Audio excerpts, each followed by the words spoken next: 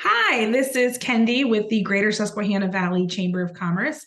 And we've got Sam Haulman here today with Service Electric Cablevision talking to us about some new things with some legislation and some quick action items that we need to do as a community. Let's talk broadband, Sam. Sounds good. So what is happening right now, and what's this January 13th deadline? Okay.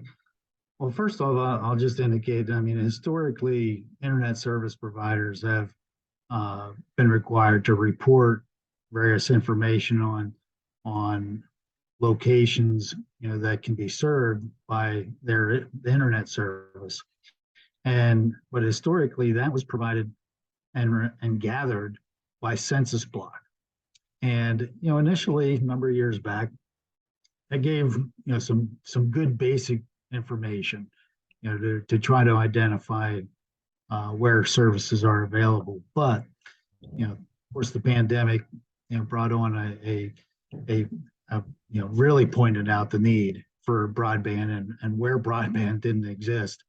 And so the FCC and the federal government got together and decided that, hey, it's about time we actually collect information by specific locations. So all internet service providers were required to report the locations that they can serve, and that information has been gathered and put in the together to create the National Broadband Map, which was recently released. And so now, using that broadband map, anyone can go to that site, zoom into a specific location, and see the service providers that have reported that they're able to provide service to that specific address and what service levels are available. And that typically it's obviously the highest service level that's available. So that you mentioned January, that January date, the public's part and anybody's part in this process is to review your location, look at the map, review the information, and try to make sure that it's accurate. Possibly even for folks to reach out to providers, and ask questions about their service and try to confirm that service is available, because the ultimate goal is to truly have the granular information as to where what areas are truly unserved, so that the federal money that's going to be coming to Pennsylvania is allocated specifically to those unserved and then underserved areas, because that's truly where the focus needs to be. We need to make sure that this federal tax money is spent appropriately and used in the best way to try to resolve the broadband issues. And so that's really the linchpin in all this, that there are going to be federal dollars passed down to the state and then distributed in communities, but they're going to go to communities that are either underserved or unserved with regards to broadband access. Yep. So it's important that anyone, whether you are your business owner and it's your business address, or more specifically your home address, and checking the service that's available there. And you can do that by using the link for the FCC broadband map, putting in your address, right? That's correct. And then running a speed test to determine the speed that's available. Yeah, the speed test, then that can be interesting because there are a lot of items, that can affect, a person's speed, including, the ability of the actual devices they're using. So, there's been some studies over the years that have kind of looked at and utilized the information gathered by speed tests in a consumer's home or a consumer's business.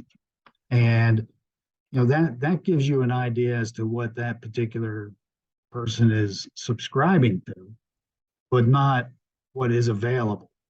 Maybe they're subscribing to the lowest level of service that's available, but the service that the provider can actually provide is much greater. So, again, that was the reason, part of the reason for this broadband map is to, not rely on necessarily speed tests, but because again, that does not give you the real information as to what's available, but rather what the particular person is subscribing to. Gotcha. Okay, anything else you want everyone to know about this, Sam? Well, I would certainly encourage everyone to participate. The more information, the more accurate information that is gathered, that can only help in making sure that our tax dollars are spent appropriately and in the best way possible to try to get broadband service where it's needed. Obviously, today broadband plays a huge part in our lives, whether it be for work, education, medicine, all types of different things. So it is key that the service is made available to as many people as possible. And the other thing I want to say, truly, in looking at our geography, it's difficult to get service everywhere. And I've said, for many years that truly to get service everywhere, it's going to take a mix of different technologies. If someone, for example, lives on the top of a mountain, it may be difficult to get wired service. So this broadband map is going to play a key part in identifying where those needs are and then being able to determine what may be the best method or technology to get service to that location. So important that we all play our part. Thanks so much, Sam. You're welcome. Thank you.